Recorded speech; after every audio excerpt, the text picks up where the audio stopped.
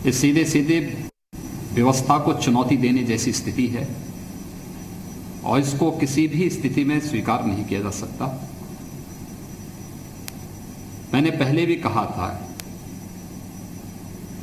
कि उत्तर प्रदेश में हमारे सभी स्वास्थ्यकर्मी, सुरक्षाकर्मी, सभी स्वच्छता कर्मी और इसके साथ ही बड़े पैमाने पर प्रदेश के अंदर अलग अलग संस्थाओं के, संगठनों के द्वारा, हमारी सरकारी मशीनरी के द्वारा सेवा के एक बड़े कार्यक्रम को आगे बढ़ाया जा रहा है। प्रदेश को कोरोना से मुक्त करने के लिए, उसकी चेन को तोड़ने के लिए, टेस्टिंग और सैंपल कलेक्शन के लिए बृहद पैमाने पर कार्य योजना बना करके कार्रवाई की जा रही है। ऐसे समय में कुछ लोग कोरोना कैरियर का काम कर रहे हैं। सुरक्षा कर्मियों पर, मेडिकल की टीम पर, स्वच्छता कर्मियों पर हमला कर रहे हैं। यह एक अक्षम्य अपराध है और इस प्रकार के कृत्य को कतई बर्दाश्त नहीं किया जा सकता। इसी को दृष्टिगत रखते हुए हम लोगों ने उत्तर प्रदेश में एपिडेमिक एक्ट में व्यापक संशोधन करने की एक कार्रवाई को आगे बढ़ाया है और इसके तहत अब तक इसमें भारत सरकार ने जो अपना अभी हाल ही में एपिडेमिक एक्ट में संशोधन किया है, एपिडेमिक एक्ट 1897 में, उसके तहत भारत सरकार ने मेडिकल के कर्मियों पर किसी प्रकार का हमला या उनके साथ दुर्व्यवहार, इसके लिए जो सजा और जुर्माने का प्रावधान किया है वो किया ही है। इसके साथ ही सुरक्षा कर्मियों पर, स्वच्छता कर्मियों पर और कोरोना वॉरियर्स पर या कोरोना योद्धाओं पर अगर कोई भी व्यक्ति हमला करता है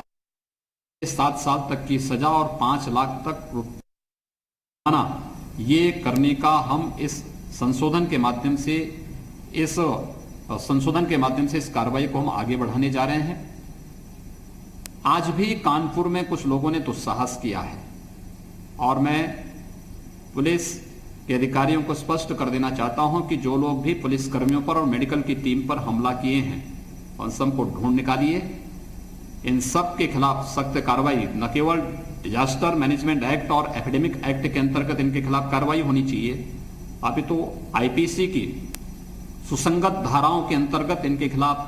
प्रभावी कार्रवाई करते हुए इनके खिलाफ गैंगस्टर और एनएसए के तहत भी बहुत सख्त कार्रवाई की जाए, क्योंकि ये लोग कोरोना कैरियर का काम कर रहे हैं, समाज में अव्यवस्था फैला रहे हैं और इस प्रकार की अव्यवस्था और अराजकता को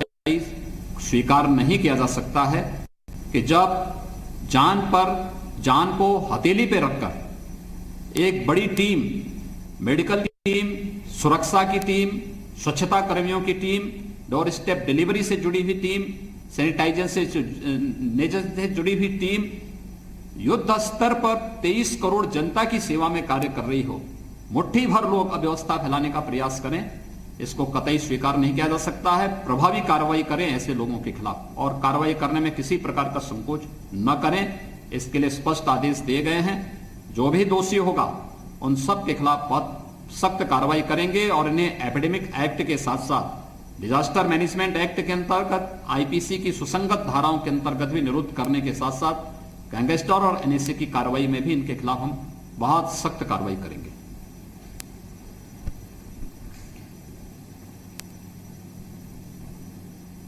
आदित्यनाथ को, और वो बता रहे थे कि संशोधन किया है एपिडेमिक एक्ट में और ये भी उन्होंने कहा कि कानपुर में जो घटना हुई है उस पर बहुत सख्त एक्शन लिया जाए, ये सीधे पुलिस अधिकारियों को निर्देशित कर दिया गया है। ये भी सीएम योगी आदित्यनाथ ने स्पष्ट किया है कि ये संशोधन कोरोना वॉरियर्स की सुरक्षा के लिए हुआ है और कोई भी शख्स अगर व्यवस्था को चुनौती देने का काम करेगा तो उसके खिलाफ सख्त से सख्त एक्शन होने जा रहा है। उन्होंने ये भी स्पष्ट किया कि केंद्र सरकार ने जो स्वास्थ्य कर्मियों के साथ अगर किसी तरह का हमला या उनके खिलाफ कोई हिंसात्मक गतिविधि नजर आई तो जो केंद्र सरकार ने संशोधन किया है उसके दायरे को बढ़ाते हुए उत्तर प्रदेश में जो संशोधन हुआ है उसमें सभी कोरोना वॉरियर्स शामिल किए गए हैं, यानी उसमें पुलिस भी शामिल मानी जाएगी। और जनता की सेवा में जो कोरोना वॉरियर्स लगे हुए हैं उन सभी को इस संशोधन का फायदा मिलेगा। कोरोना वॉरियर्स पर हमला किसी भी कीमत पर बर्दाश्त नहीं होगा। जो व्यवस्था को बिगाड़ने का काम कर रहे हैं, जो व्यवस्था के खिलाफ काम कर रहे हैं, उन्हें बख्शा नहीं जाएगा। ये स्पष्ट कर दिया है मुख्यमंत्री योगी आदित्यनाथ ने। इस दौरान उन्होंने कानपुर की घटना का जिक्र भी किया और कहा कि कानपुर में एक बार फिर से जो कोरोना वॉरियर्स को निशाना बनाने की कोशिश की गई है उसके बारे में भी अधिकारियों को निर्देशित कर दिया गया है कि कार्रवाई सख्त होनी चाहिए।